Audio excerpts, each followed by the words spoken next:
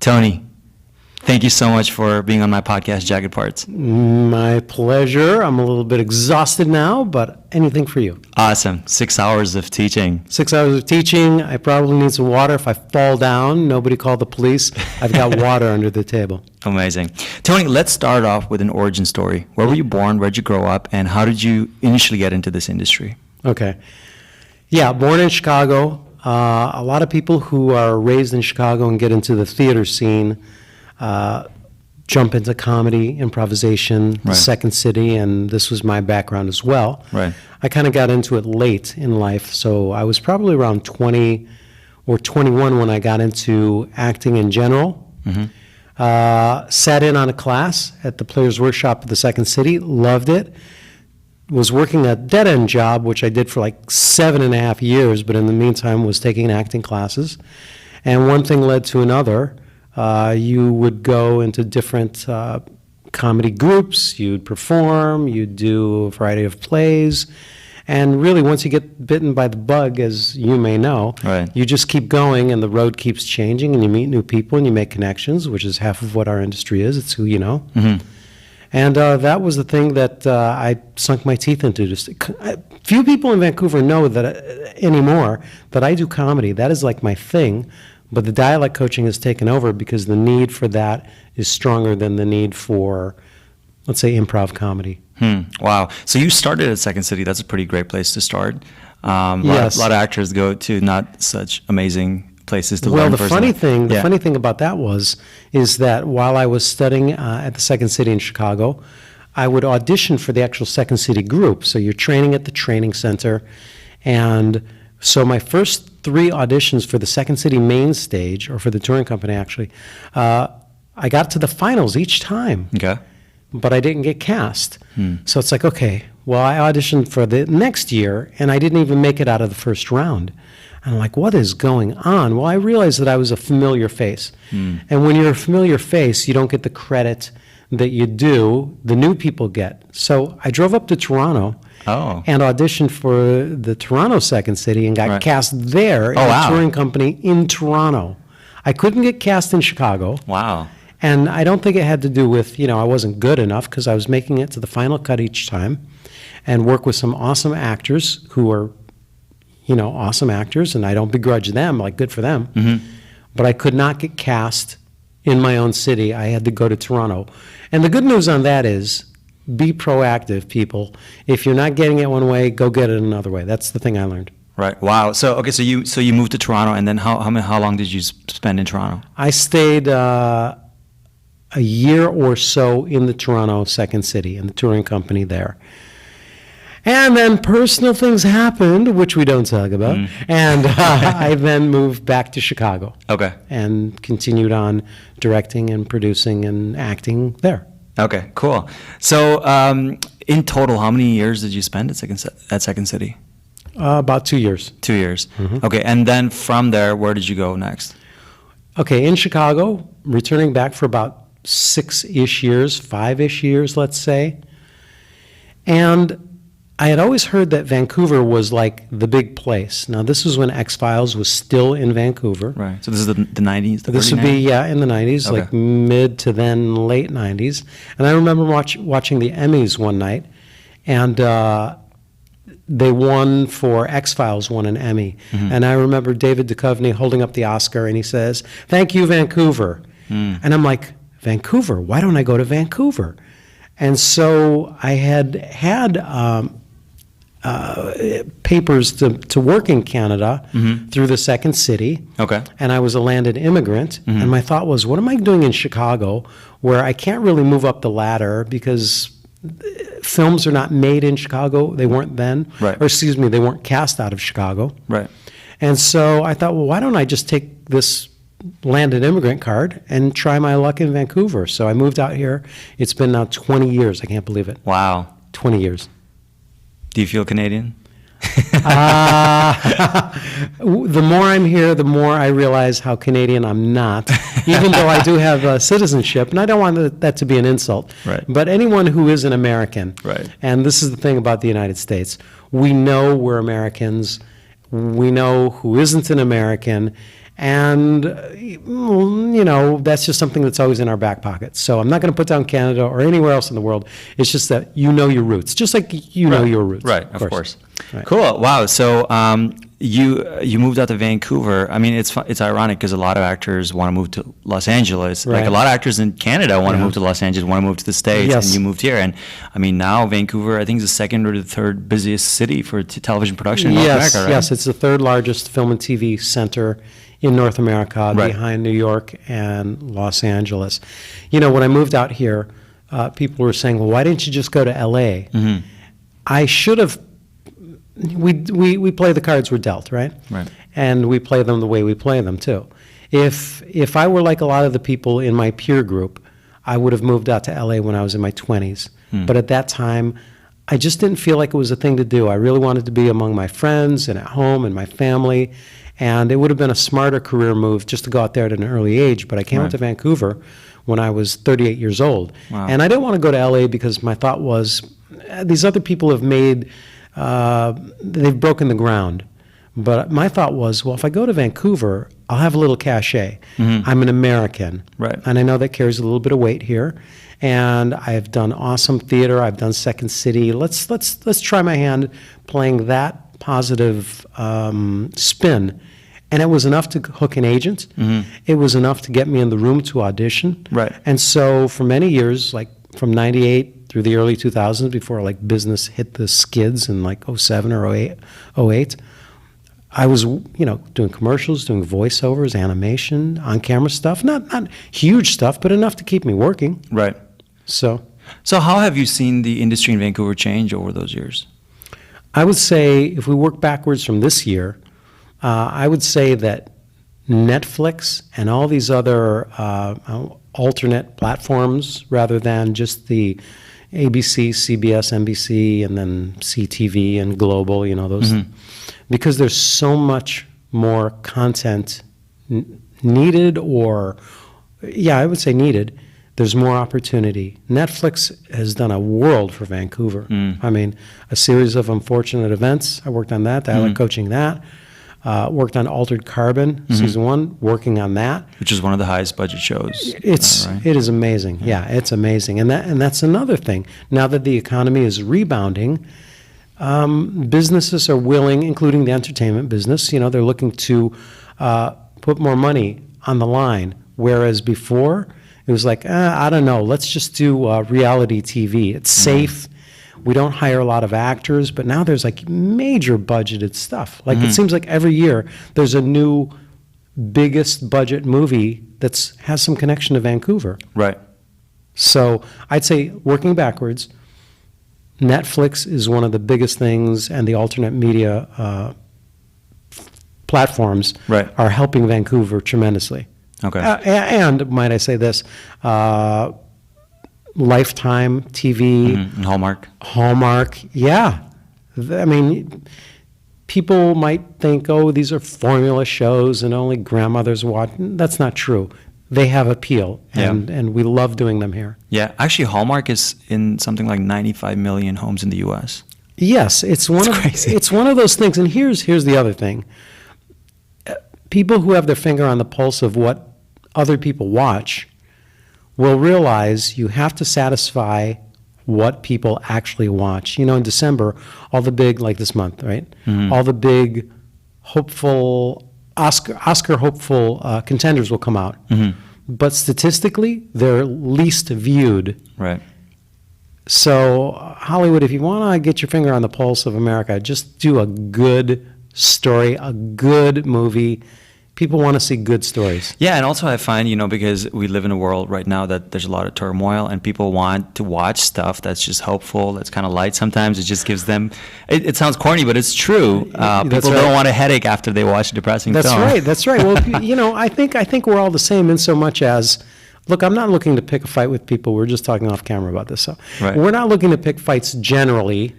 So if I'm watching a sporting event, or if I'm watching a movie, or as I mentioned, a review that I just read about a movie I dialect coached, I don't want to have the writer or the actor or the producer or director somehow manipulate me back into my world of turmoil, and that's on flames. I just want to, take 2 hours, have a popcorn that's overpriced, have a Coke that's overpriced, sit in a theater seat that's better than mine, step on a stickier floor than is in my house, and be taken away for a little while. Just transform me for a while. Don't remind me of my world. Right. So, Right. I mean, not that my world is bad. I have a good world. Yeah.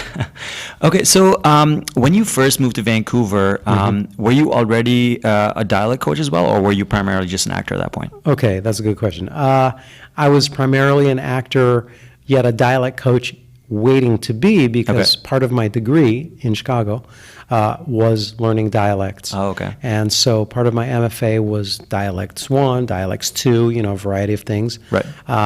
which I really, really enjoyed. And I come out here and I realize that the American producers want to hear a standard American accent. They don't want to hear the Canadian sound. I also realize that there's a need for, let's say, a New York dialect, in a particular movie, or a Southern, or who knows what. Or I was working on Fargo, shot in Calgary, so that they need the Minnesota dialect. Right. So before I, did that show or the other shows I mentioned, I realized, man, I better throw my hat in the ring, because here's another possible revenue source. And so I just brushed up on stuff I already knew, and I took the step to test out the waters. Right. And thankfully, people responded well, and including you. And so one thing leads to another. Yeah. And then you just get better, and before you know it, your name is out there. Right. And I'll say this though, you can never rest on your laurels, because there's always somebody among you, beside you, behind you, in front of you, who wants what you have. Right. So I have to tell you, I have to keep sharp all the time. I take nothing for granted. That's great. But I think that's good, right? I think that's good competition. Keeps you on your toes. You know what? Competition is awesome. Nobody likes, I don't know, people, especially in this town, like things easy and soft, and we're all socialists who want to help everybody. The bottom line is competition makes you better. Right. So yeah, no, I love that mentality too, right? If you look at elite athletes, yes, they keep going because their competition is, closing up on them, right? So I love hearing stories about, let's say, two guys who are on the Olympic swim team or the running team, and they're competing with each other. Like they know they're neck and neck, right, but they want to outdo each other. The whole going back, Roger Maris and Mickey Mantle, who's going to get the 60th home run, and they were like duking it out among, between themselves. Right. Yet they're on the same team. Right. I love that kind of friendly rivalry or competition, because it actually does make you better. Yeah, you want to keep growing, and overall elevates everyone's standards around you. So and if it's a spectator sport or a spectator event, people they see the game within the game, and they're like, man, they're really having fun doing this. Right. So, right. That's great. Agreed. So dialects and voice was something you studied as well. You were always interested in it, even when you were studying in your education, and then you kind of just built on that when you were like, oh, there's all these opportunities to specialize. Yes, I realized what I realized early on was, accents and dialects, what they really are a reflection of a character who happens to live in a region. Right. You follow me? So my excitement was not necessarily how do I make this sound versus that sound. It's what character is implied by this region. Mel Blanc, who was the voice of Bugs Bunny, among others, was talking in a documentary about, he saw the rendering of Bugs Bunny. This is like in 1940 or the late 30s, probably 1940. And he says, oh yeah, he seems like a wisecracking guy. He says, so I'm going to make him a New Yorker. So Bugs Bunny is really a New Yorker. What's up, Doc? So he's talking like this and this guy and that guy. So he's not saying this and that. He's talking like a New Yorker. Right. And so the thing that really drove me into dialects and really enjoying them was the character implied by the region. Right. Oh, wow. Interesting. So now you run, outside of your work as an actor, you run Tony Alcantar and Associates. So maybe tell us a bit about, so how many associates do you have? Let's see. I probably have, I want to say 5. We job in people if we need more, depending on the project or the degree, whether it's a foreign language, if it's a language thing, or if it's just an accent or dialect thing. So I would say there's 5 steady people. I just taught class today. I was teaching 2 classes I have one of my associates teaching on Tuesday nights, but then Right. I'll stop in and see. I have my associates doing one-on-one sessions, Okay. as well as I'll do them as well. I mean, there's only so many hours in a day. Right.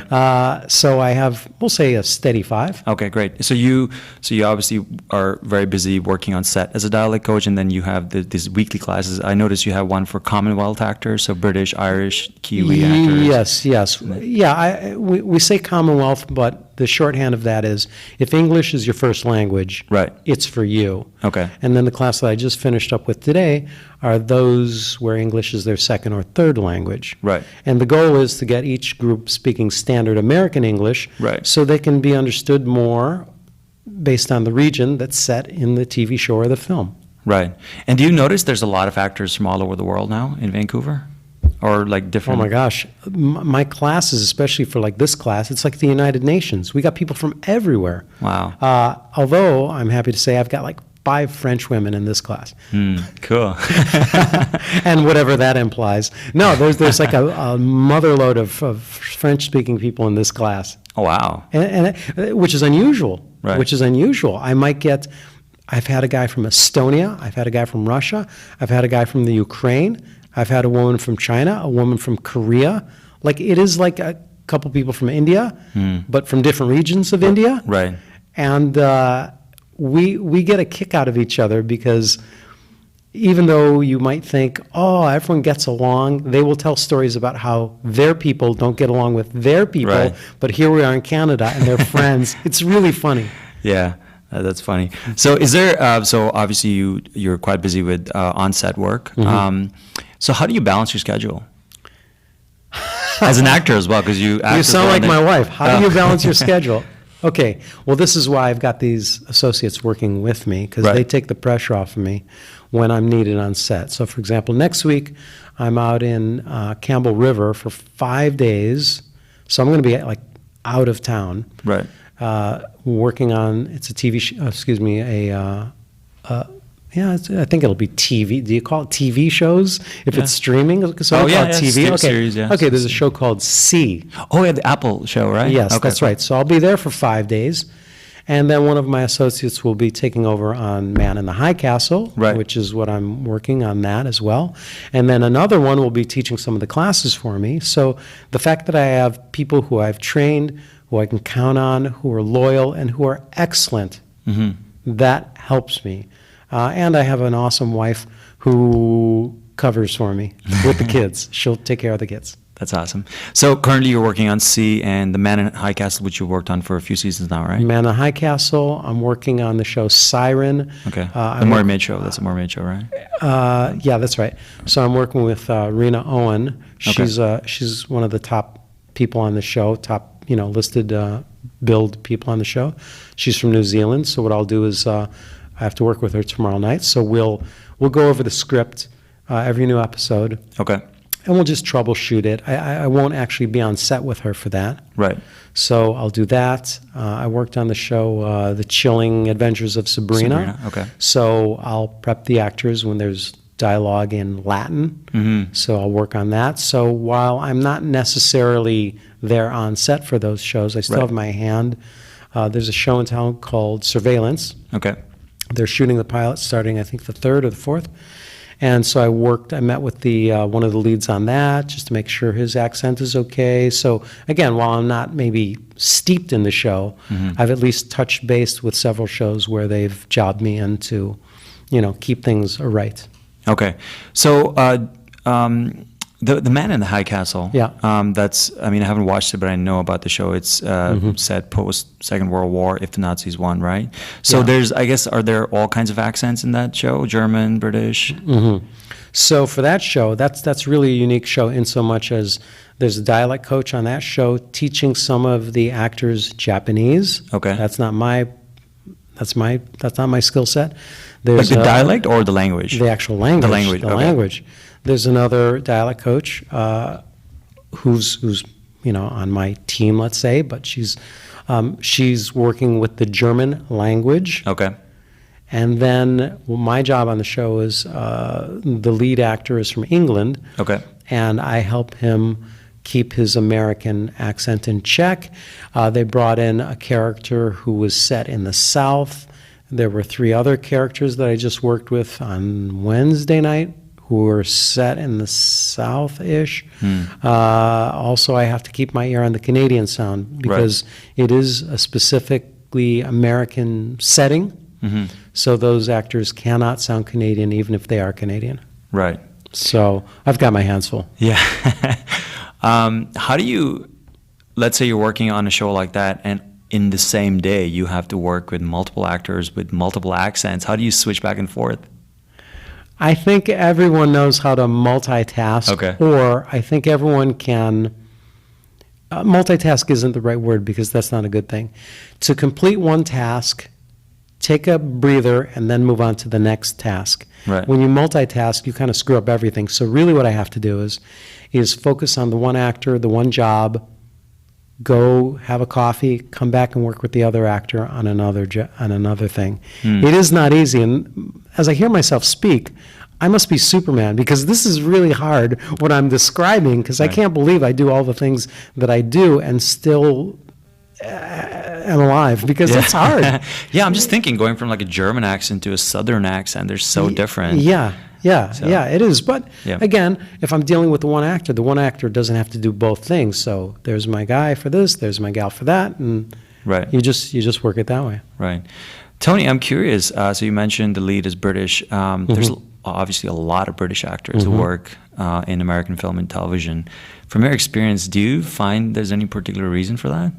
It's a mystery to me because Hollywood seems to love English actors, South African actors, Aussies, Kiwis. They have a good reputation. Okay. I'm not saying that the American actor isn't good or the Canadian actor isn't good, but there seems to be something about them that is really either awesome, in vogue, or all of the above, and I might even be so skeptical and shrewd as to say maybe it's a marketing ploy. So they can market those films in those countries, the films and series in those countries? I think so. I mean, why take that off the table? Right. Yeah. Why not have a cast where you've got one lead from Brazil? Okay, that takes care of that continent. Then we've got someone down in Australia. We got that covered. Yeah. Then we've got the French guy. You know what I mean? Right. This is the producer in me that says we're going to market this thing worldwide. Right. Now, I'm not saying that those actors don't have talent who are currently hot commodities, right? Right. I'll take it at face value that they're just awesome, and I've worked with them, so I know they're awesome. But the selection process, no idea. Who knows, right? I mean, yeah, like, again, you hear the British actors are very well trained and whatnot, but there's a lot of very well trained American actors and Canadian actors too. I've just been curious about this. I don't know the answer to that. I will say this, though, and this is the unfortunate thing. You know, here we are, we're in Vancouver now.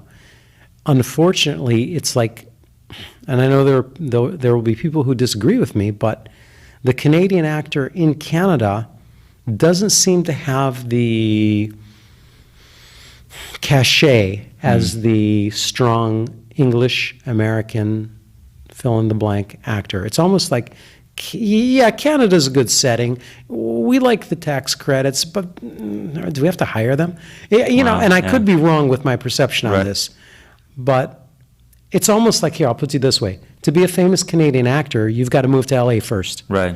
You know what I mean? Right. So once you do that, then you can be a famous Canadian. Yeah. Do you know what I mean? That's interesting. I wonder why that is. Maybe it's because Americans see Canadians as kind of similar to Americans, so the exotic factor is not there.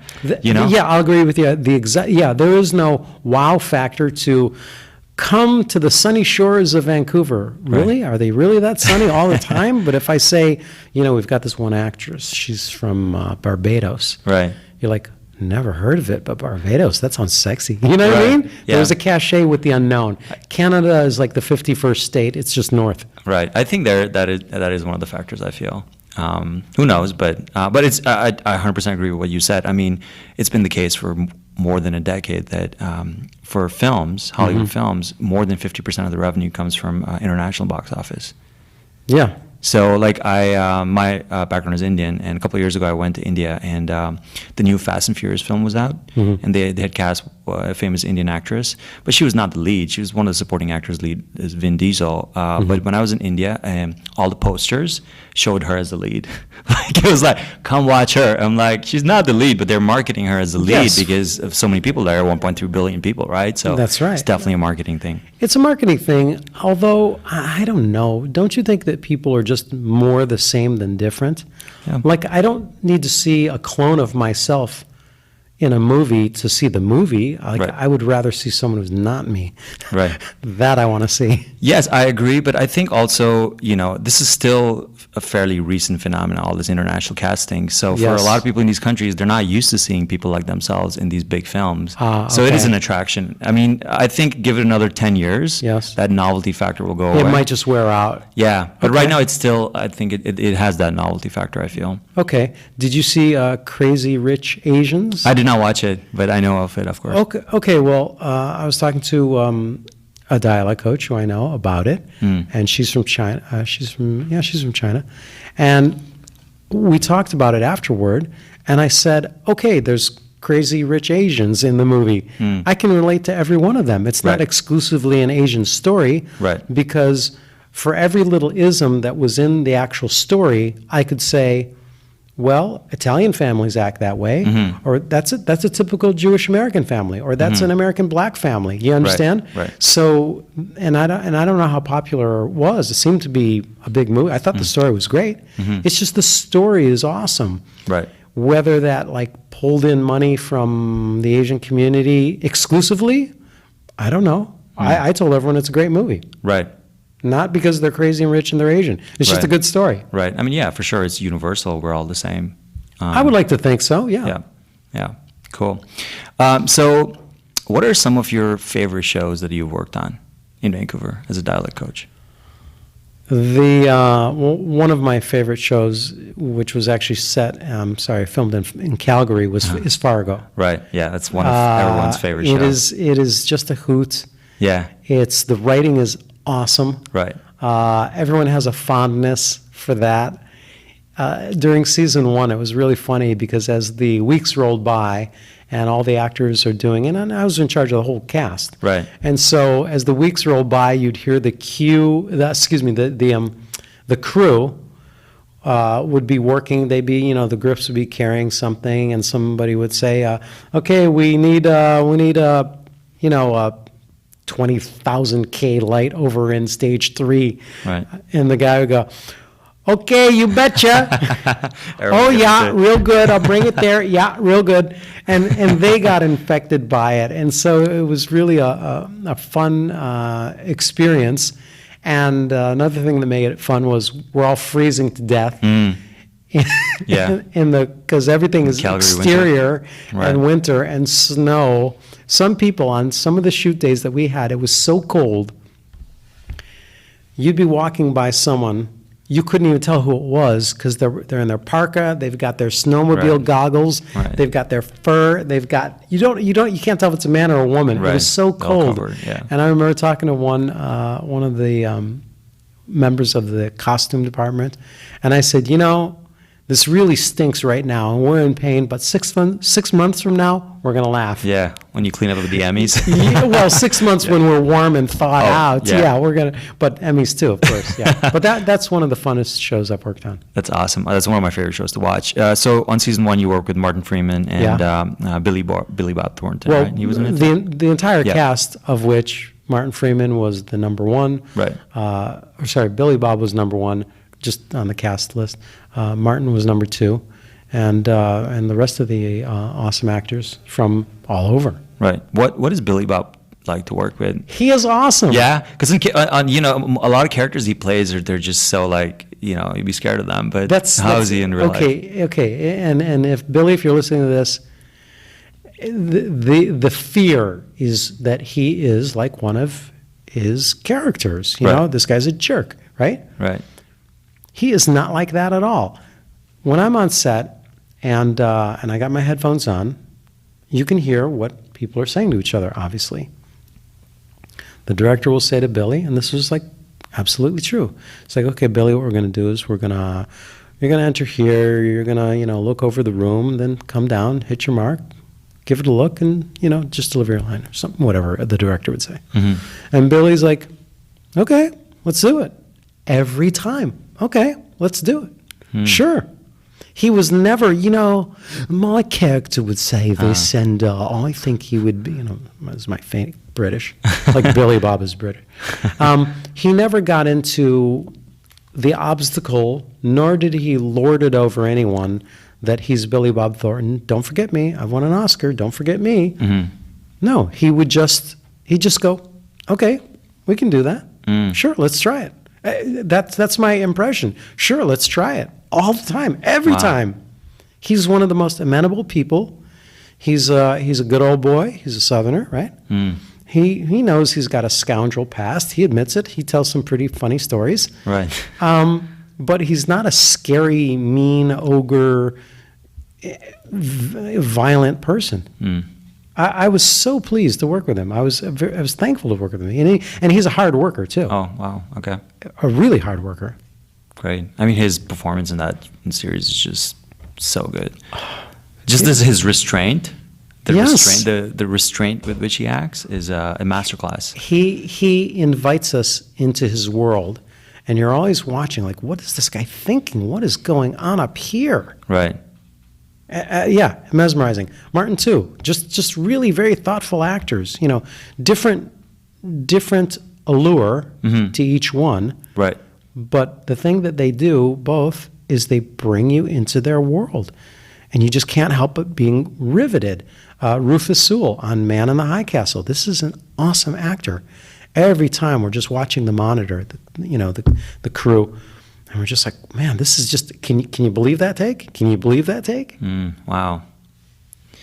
So obviously every actor is different, but let's say for Martin Freeman, he's British and he's doing this Minnesotan accent. Yeah. Would he stay in that accent all day?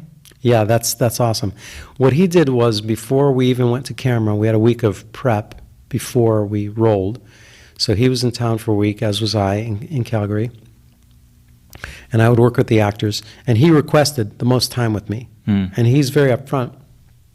He said, I don't want to be the guy, I don't want to be the limey who was just, faking it. I want to get it right. So he would take the effort to stay in his American accent, his Minnesotan accent, all the time. Oh, wow. From the minute he got when he got picked up, by his driver, taking a set, doing his thing, he was Lester Nygaard, the character. He would talk like that. Wow. One day I went to set. It was a day that I wasn't working. I don't know, maybe I went to pick up a check. I don't know. I was just in the production office. And I came downstairs to the actual stage where we were shooting. And Martin was shooting a series of silent scenes where he's packing his bag, or he puts the thing over there, and blah, blah, blah. And I said, hey, Martin, how's it going? He's saying, hey, Tony, how are you? And it's like, whoa. Yeah. Martin's talking like Martin. Right. And he said, yeah, I don't have any lines today, so I'm just myself. Do you know what I mean? Because he had no lines the whole day. So, yeah, he would relax it then. Wow. Any other cool stories from Fargo? I'm such a fan of the show. It was very funny one day, and again, he stays in character. Okay. He stays in character, and I hope I'm not revealing anything, but this was pretty funny. So it's in between takes, and they're setting up the cameras for something. Yeah. And so his phone goes off, and the woman who's his assistant, or she was an assistant on the show, she goes, Martin, it's a telephone call. And he picks it up, and he's like, hello, and he's talking like an American, hello. And then he's listening, he goes, yes, right, this is Martin, Now, it was the woman from the insurance company or something. They just wanted to clarify some personal information. Oh, okay. And so he's got to take this call because it's sort of business related. And he's like, right, well, I live at, and he gives his address. Yeah. And his address, I don't know his actual address. I don't remember it. Yeah. But it's a very English address. He's like, right. Postal code. 7253 Worcestershire Drive in Northampton, folk. England. And then he goes like this. He goes, I'm so fucking English. Because he knows how this sounds. Right. Because here he is playing this Minnesota character. Then he's got to read his stuff back to this woman. And he's giving his real address, but it's so like stereotypical British. He takes his hand, he goes, I'm so fucking British. That's hilarious. Anyway, that's my Martin story. Cool. So then you worked in season 2 as well, right? I didn't work on Oh, season not 2. two. No, I worked Okay. on 3. 3. So that was Ewan McGregor. Ewan He was- McGregor, yeah. Ewan McGregor. So how was he to work with? He's awesome. Yeah. He's Scottish, right? He's Scottish. He's another. I mean, let me tell you, these actors are talented and famous and popular because they're talented. It's not like they've got fame and then, oh yeah, I better get some talent. Right. They're talented first and foremost. Right.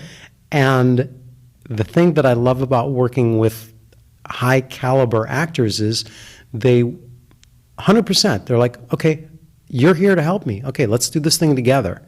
It's unfortunately, the lesser actor, and there are some of those in the world who are like, yeah, I don't need your help. I know it. Just leave me alone. Ego. Well, hair and makeup department is there to help you. I've never Right. heard one actor go, I don't need any makeup. I'm fine.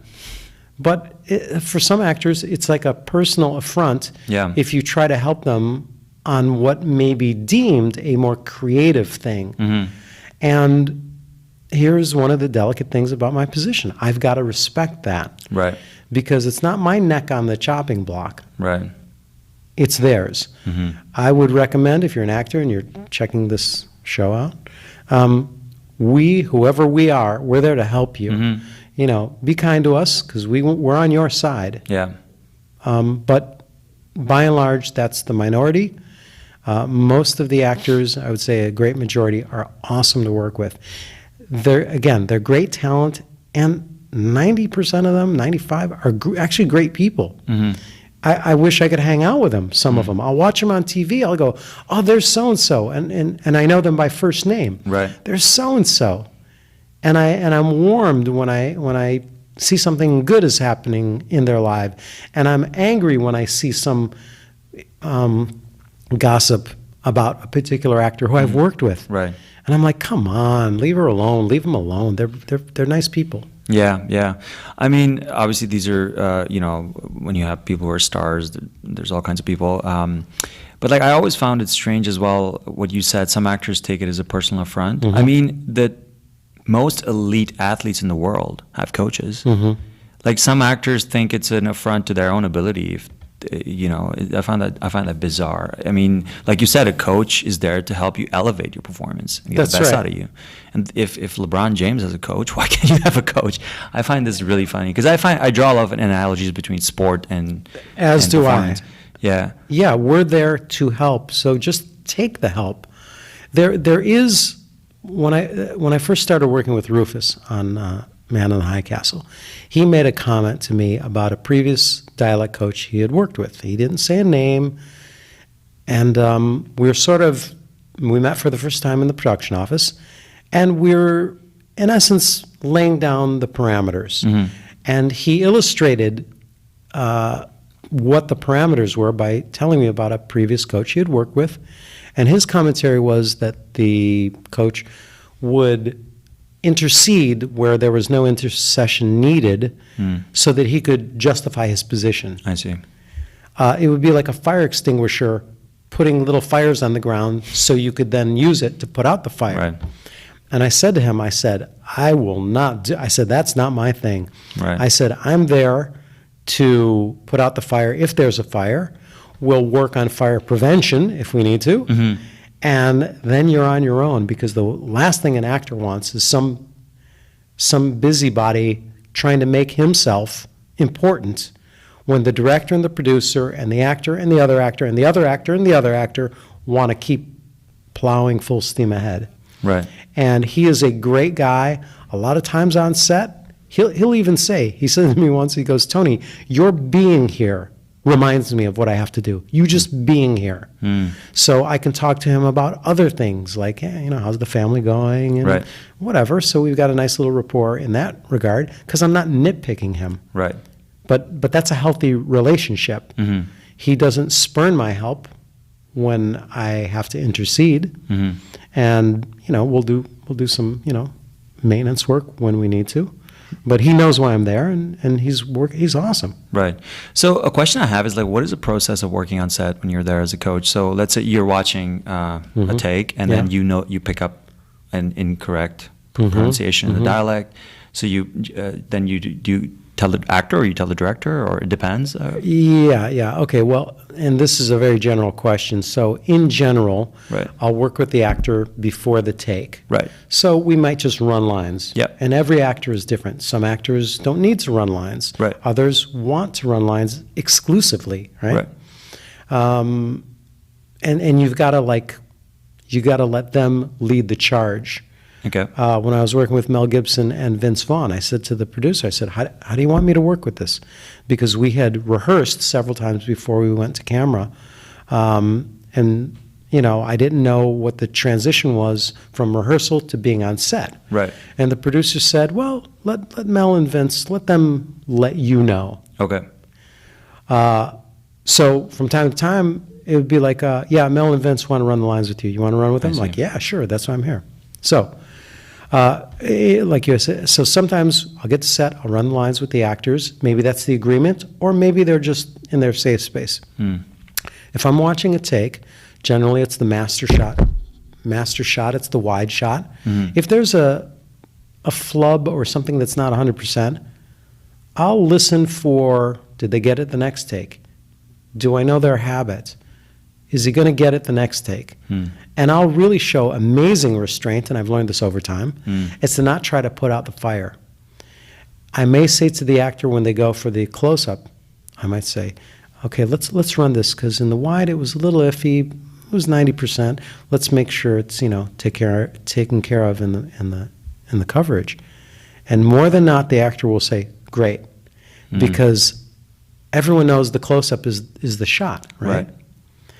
If for some reason, let's say, we got the sound good in the wide, but not in the close-up, I might talk to the script supervisor and say, we might have to do this line over in post. Right. Or the producer might just say, you know what, we've got that in the wide. We can then literally lift out the sound and put it into that take. Right. There's so much movie magic to do, so they can do it. So there's a number of ways to proceed, but I will say this: the last thing you want to do is to monkey with the actor's performance. You might as well just quit, because you're going to get fired if you do that. Wow. And so it sounds like you sometimes get involved in ADR too, in post-production, if they need. Sometimes they'll call me and they'll say, we have to do these lines in ADR. Can you be there, or can you be on Skype or FaceTime and just, or maybe even on a phone. So they're recording it and they're listening to me on the phone. Oh, okay. So they see. sometimes do that. There's a way, like, I've done sessions where the people are in LA or where they're in London on a different time. So however they want to do it, they do it. Right. Okay. But you also get involved, like, before filming, obviously, in rehearsals and read-throughs and whatnot. Rehearsals and read-throughs, yeah. If they want me there. I mean, every production is different. Right. But I try to make myself available to them. Okay. Another show you've worked on, A Series of Unfortunate Events. Very fun show. Yeah. So what dialects do you work with on that show? For that show, the young actor Louis Hines, who played Klaus, Okay. Who's from England, I see. he needed to sound American. Okay. So he was my sole duty on that show. Okay. I didn't work with anybody else. Let me think this through before I say this. Were there any Canadians on the show with, yeah, of course there were some Canadians. But no, my duties were not anything but Louis himself. I see. So I worked with him on season 1. Okay. And then between season 1 and 2, he worked with a dialect coach in England. And so he was ready to go for season 2 and 3, with no training wheels. So I wasn't needed, and I'm not going to try to make myself be needed. Right. One of the toughest things is just knowing how to not, if you're not needed, don't be there. I talk to producers all the time, and we have this agreement, and it's unusual for someone to talk himself out of a job, but I've talked myself out of jobs. One show, they wanted me to work with an actor. The actor was 100%. He didn't need any help. And I said to the production manager, I go, you guys don't need me on this show. You really don't. I said, I don't want to stand around and do nothing. The guy is 100%. You don't need me. So the production manager is like, oh, thanks, Tony.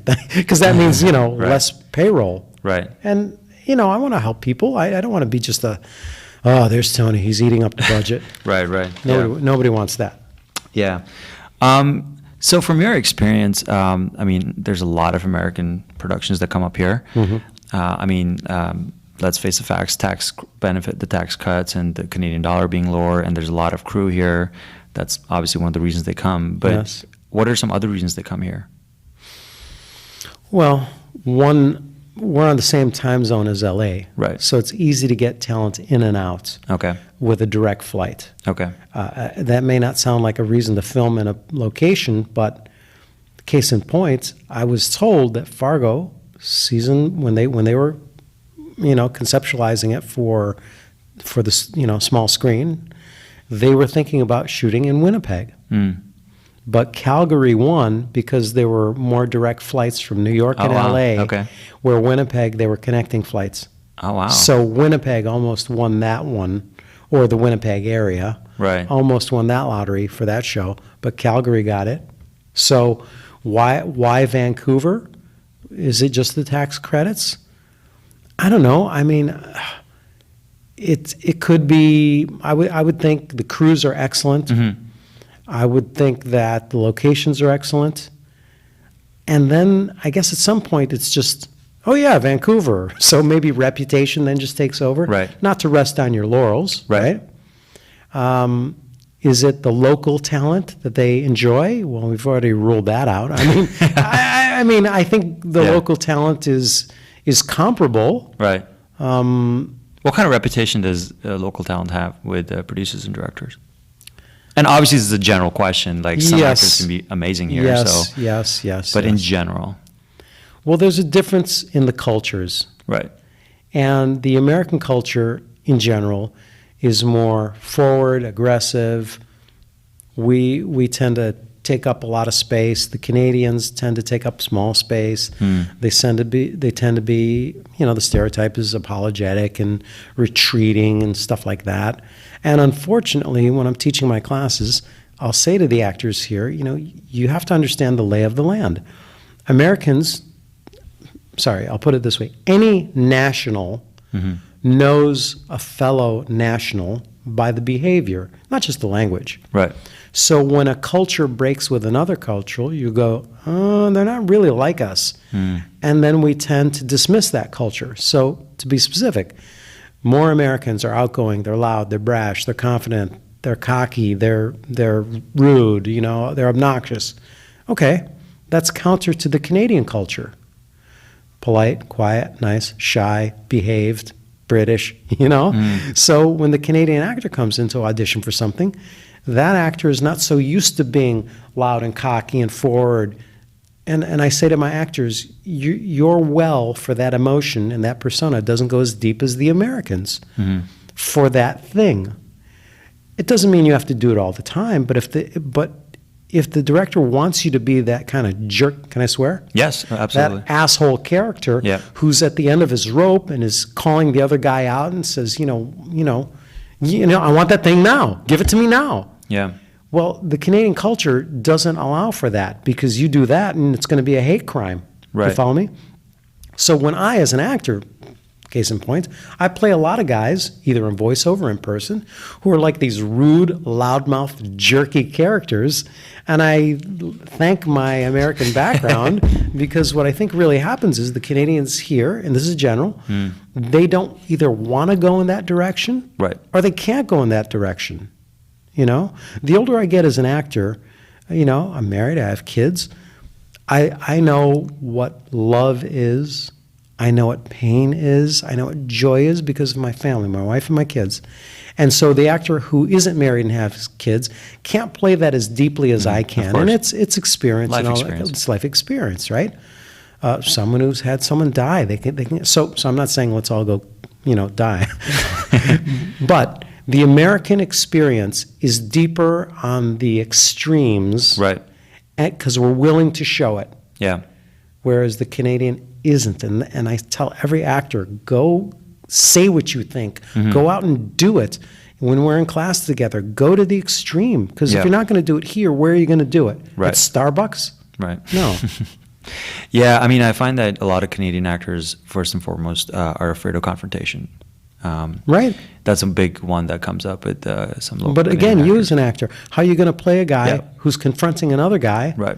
or a group of people Right. if you yourself are uncomfortable and you feel that big brother is Yeah. looking over your shoulder saying, yeah, just calm down. Don't be like an American. Yeah. Chill. Right? Mm-hmm. So, you know, at the bottom line is you got to bring it, whatever it is. Right, right.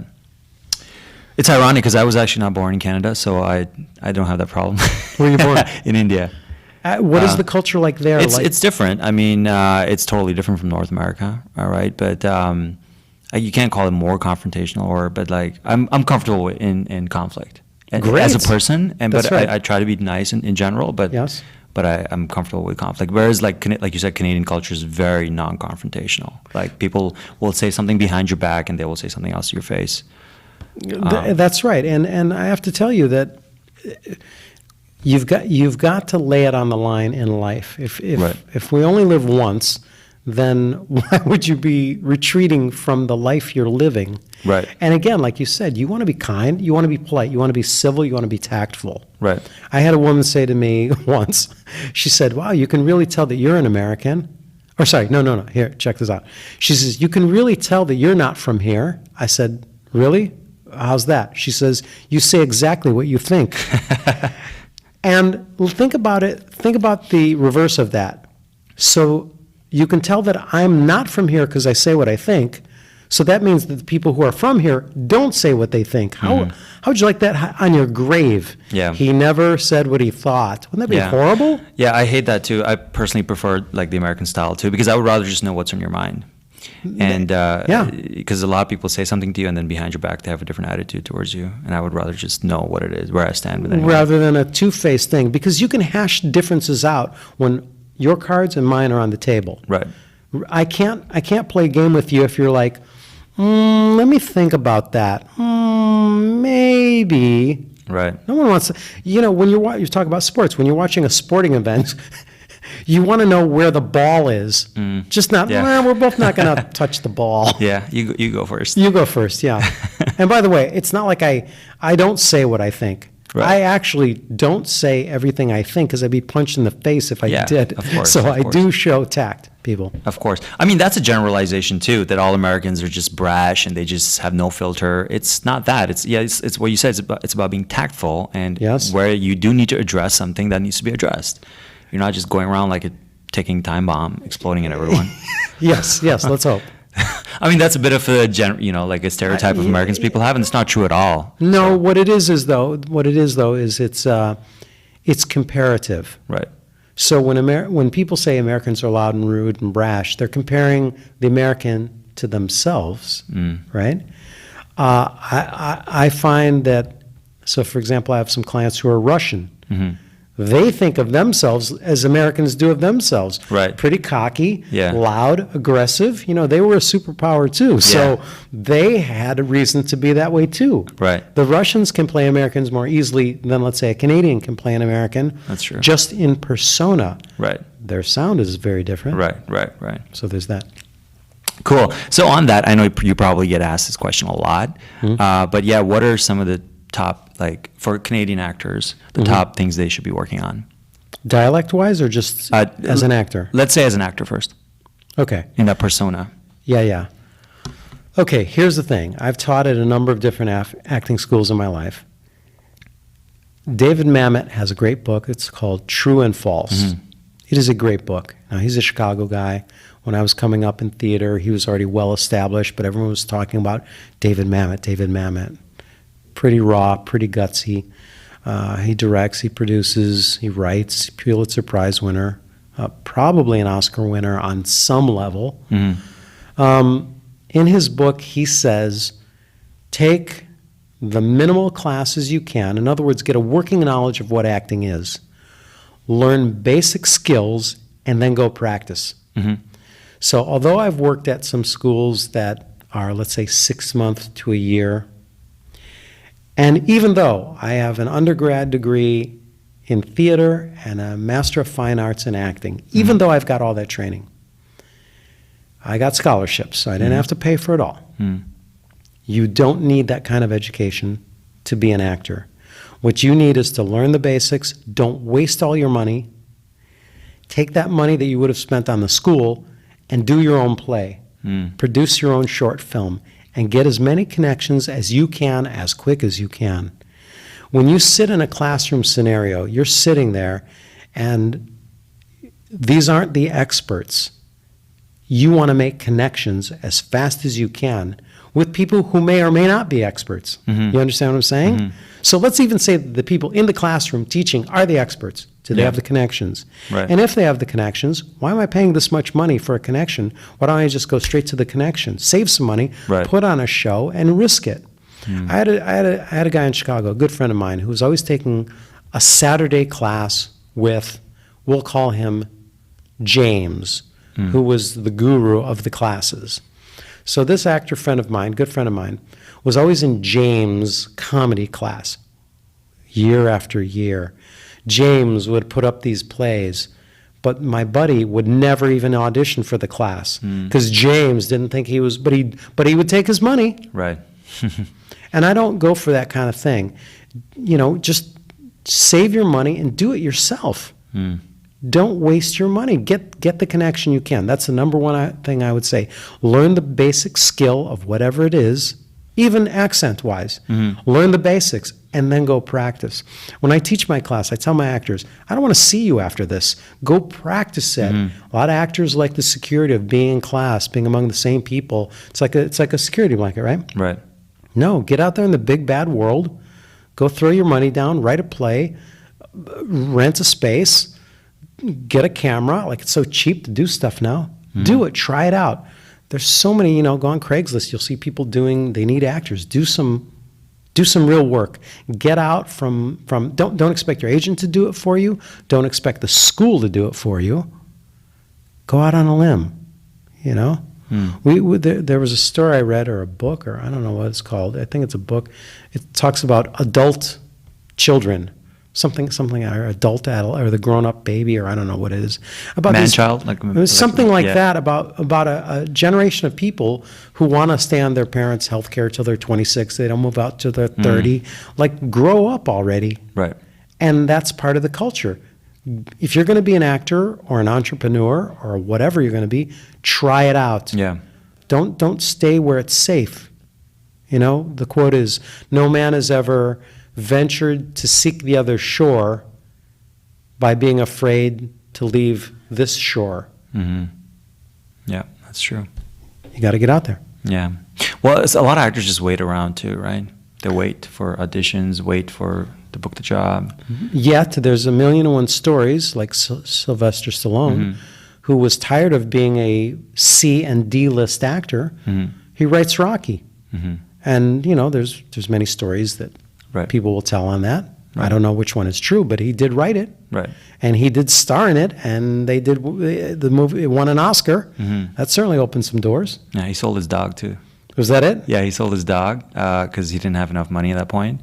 And then when he got the signing amount, he sold his dog to a guy outside a liquor store. And then he went back to that liquor store every week for like 2 months until he saw the same guy again, and he bought his dog back. There you go. At least he didn't eat his dog, so that would have been another story. Cool.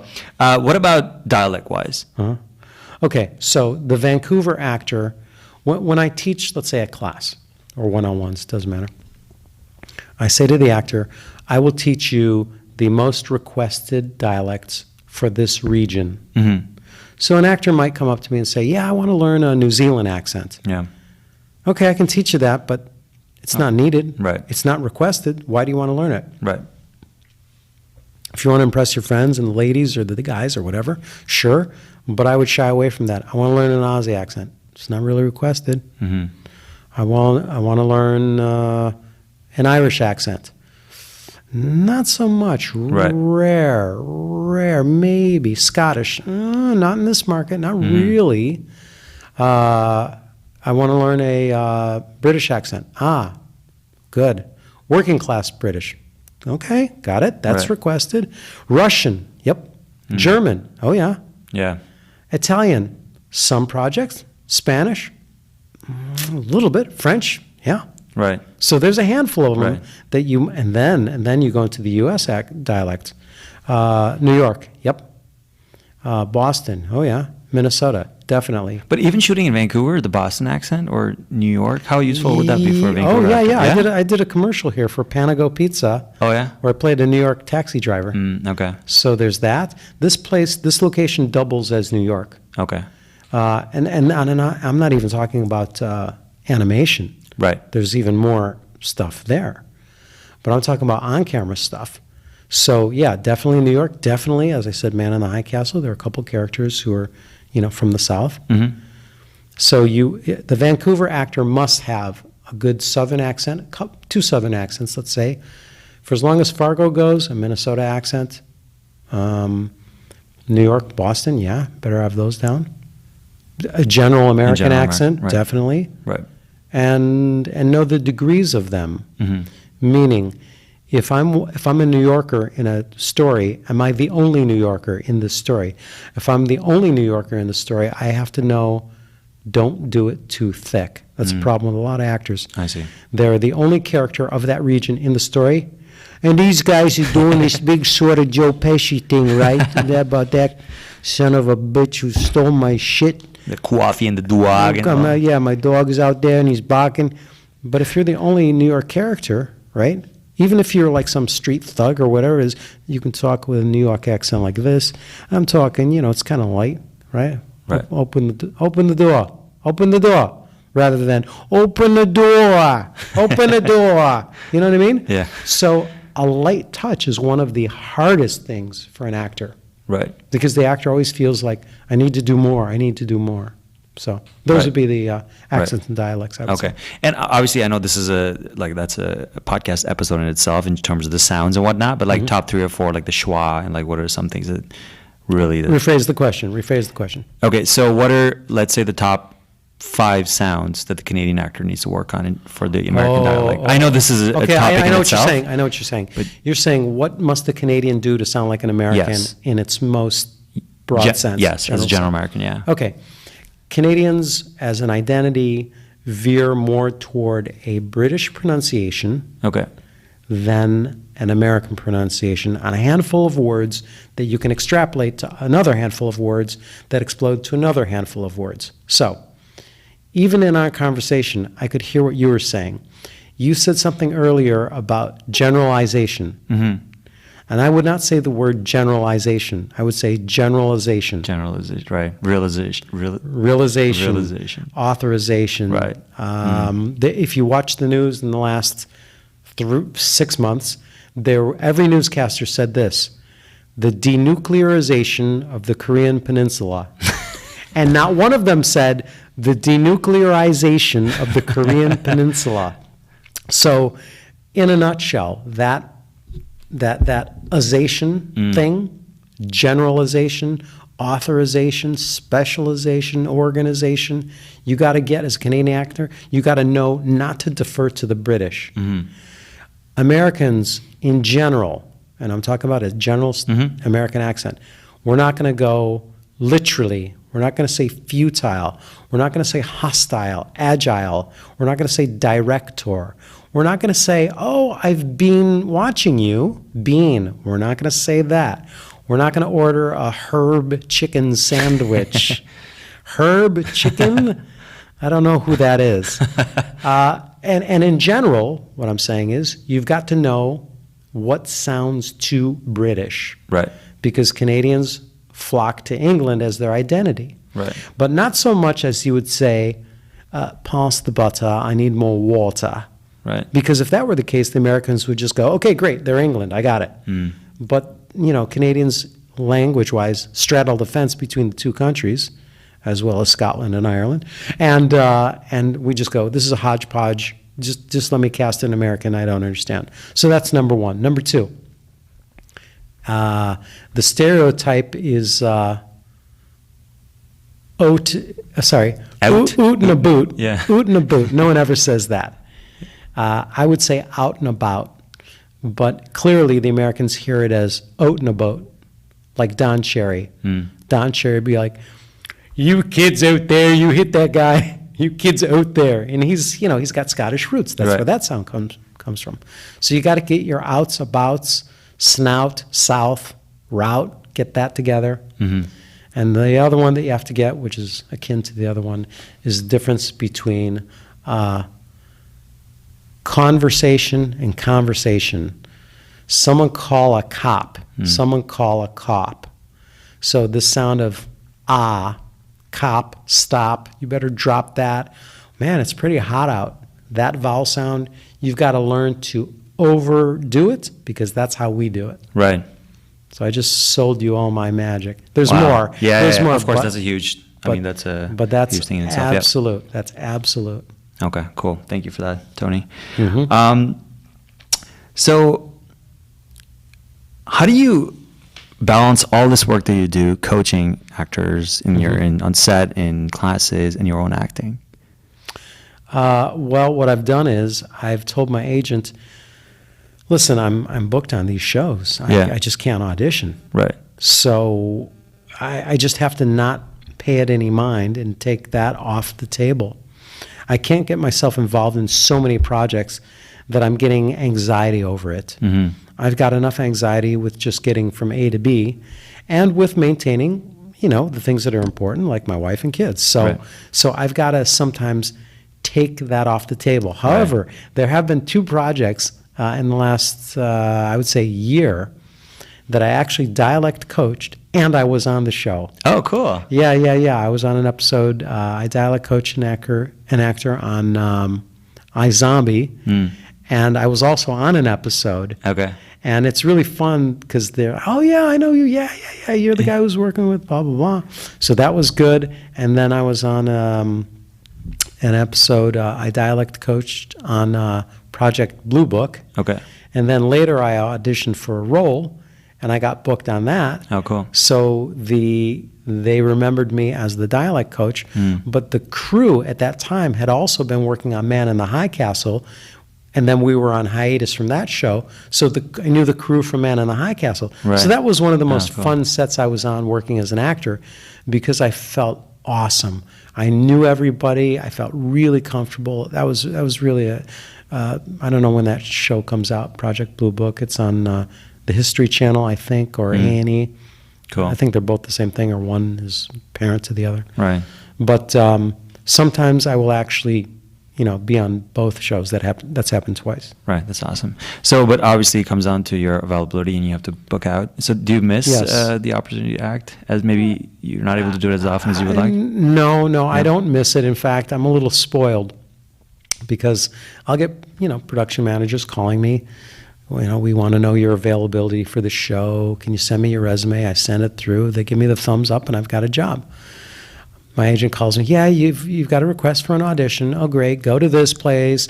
Do this. Oh, you got a call back. It's like, oh, this is a lot of work. So I'm a little spoiled. However, I was talking to a local producer who says that producers will offer roles out, if they think you're right for it. Right. So I'm actually pushing my agent now to just say, hey, if they know me, I've been in town 20 years. Right. If it's a role that I can do, if you've got my demo, if I can do this, I've done this role 5 times. Right. If I'm playing a cop or whatever it is, I've already done this. Why not just book me? Book me. You know who I am. And the producers and directors know you too. And they know me too. So I kind of pushed for that. Okay. But then you got to go through the protocol, and if everyone did that, we wouldn't have casting. Yeah, good. Right. Just book me. I don't care. You know who I am. Yeah. Cool. Tony, what are some high performance habits that you've absorbed from professionals over the years in the industry? And it doesn't have to be just acting specific, just like overall high performance habits that people have that you've picked up. One skill that I learned from being in the second city is get organized. Get organized. It's like having a cluttered desk. You've got to prepare what it is. Because the Second City, you're in one 3-minute sketch, then you go backstage, you get a quick costume change, boom, you're on set as a different character. If your costume isn't hung up where it's supposed to be in the order that you need it, you're not going to make that switch. I've learned that when I teach, when I direct, when I'm dialect coaching. Get organized. First and foremost, you must get organized. You got to know the material. As an improviser, because I'm an improviser first and foremost, what I'll do with my students, for example, we'll work on a script, whether it's a monologue or a scene.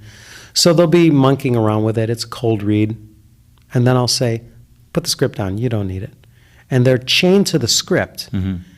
I go, you know the intention. Just play the intention. And they will be better flubbing the lines, playing the intention without the script, but they're free and they can perform better. So while I say get organized, I do mean literally get organized, know the script, but also know the subtext so that, let's say you drop a line in the show. Make it up. Go with it. These A-list actors, they're not letter perfect, but they are perfect with what they're striving for. And sometimes the final take is something that the writer didn't even write. Within reason, it's parallel and on the money, but it may not be verbatim. Don't be afraid to go off the script, but play the scene as it is. And most actors have it backwards. They're so chained to the words that they're shaking and they feel lost without it. I would say, you ask me what should every actor do? Every actor should take an improv class. And I don't mean like stupid theater games, nonsense, but an improv class where you're improvising real scenes. Because then you go into an audition, you go into a performance, and you are fearless. You drop a line. So what? I know what the scene is about. I know what I'm doing. So. Yeah, it's more about the intention, right? In the subtext. Absolutely. Yeah, once a couple of years ago in Toronto, I went to this casting session, but the casting director was doing it in the basement of her house, which she also uses as a makeshift office, so it was kind of tight. And I saw her watching tapes while her associate ran the session. And Tony, she was watching tapes without audio. Oh, yeah. And she would watch the tape for 15 seconds without audio, and she would, after the 15-second mark, either then put on the audio or just dismiss the tape. Because she saw what she wanted just in the visual. Yeah, like it's in the actor's eyes or it's not. Actors get so caught up on the words, especially for on-camera acting. Like if it's not in your eyes, it doesn't matter what you're saying. It's not going to be believable. And this goes back to what I believe. Schools have forgotten how to teach what acting is. It's about this. What do I want from you? Most actors know how to put on the flourish of acting without connecting with the other actor. And when you don't connect with the actor, you're not going to connect with the audience. So I understand what you're saying. Take off the audio and just watch, see the connection. You'll see if the person is putting on the flourish or if they're really connecting. I agree. And again, if I'm running a 6-month to a 12-month to a 2-year school, I've got to pad that curriculum with some stuff. Well, why don't you just start with this? And if the class only runs 4 weeks, that's all you need to do. Do you know what I mean? Teach people how to listen, and that's how improv does. You listen to someone. Because in improv, there is no script. You are my script, and I'm your script. So I damn well better be listening. Otherwise, we're just lost, right? So that's what I recommend also, improv. Awesome. Cool. Tony, I'm going to throw the Bernard Pivot questionnaire at you. This is the questionnaire on the Actor Studio, inside the Actor Studio. Never knew that, no. But you know the questionnaire I'm talking about, right? No. You've watched the Inside? No. You've never watched that show? No. Oh, great. Okay, so this is good. So you don't know the questions. I don't. I thought you might know the questions. Nope. So the key here is you can't take too long to answer. Okay. Just whatever comes to your to your head. Okay. Number 1. What is your favorite word? Chocolate. Of course. Awesome. What is your least favorite word? Laziness. Laziness, okay. What turns you on creatively, spiritually, or emotionally? It could be different things. It could be one thing. God, cool. Yeah. What turns you off? Arrogance. What is your favorite curse word? I try not to curse. Okay. That's all I can say. Okay. I kind of screw that up, but I try not to curse. Okay. What sound or noise? You scared me? I'll give you a good one. I just gave it in class today. Okay. I do have a new favorite word, and it's because, well, I'll just say it. Yeah. Cocksucker. That's a good one. We're working. Can I give you a qualifier on that? Yeah, Can I please. just speed Yeah, through yeah. it? Twice I dialect coached a play set in Boston called Good People. Okay. Good People.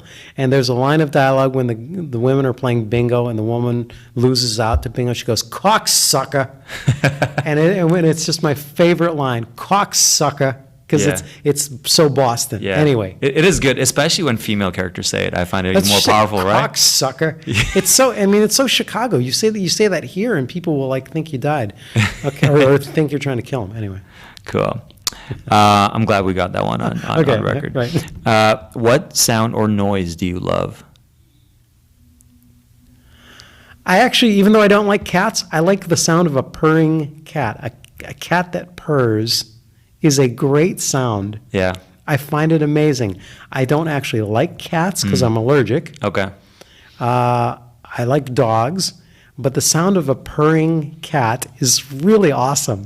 It's cool. Cool. What sound or noise do you hate? Wow. A creaky door. Creaky door. A creaky door just bugs me. What profession other than your own would you Mm-hmm. like to attempt? I'd like to be a pastor of a church. Oh yeah, cool. Mm-hmm. What profession would you not like to do? Wow. Anything in a cubicle with fluorescent lights. No 9 to 5 for you. Or a cubicle 9 to 5. I think cubicle, the world of cubicle and fluorescent, just is the recipe to kill a soul. And I've never worked one of those jobs, so I could be wrong. Mm. So maybe it's just what I've seen of that seems to really put me off. Cool. Final question. Yep. When you arrive at the pearly gates, what would Yes. you like God to say to you?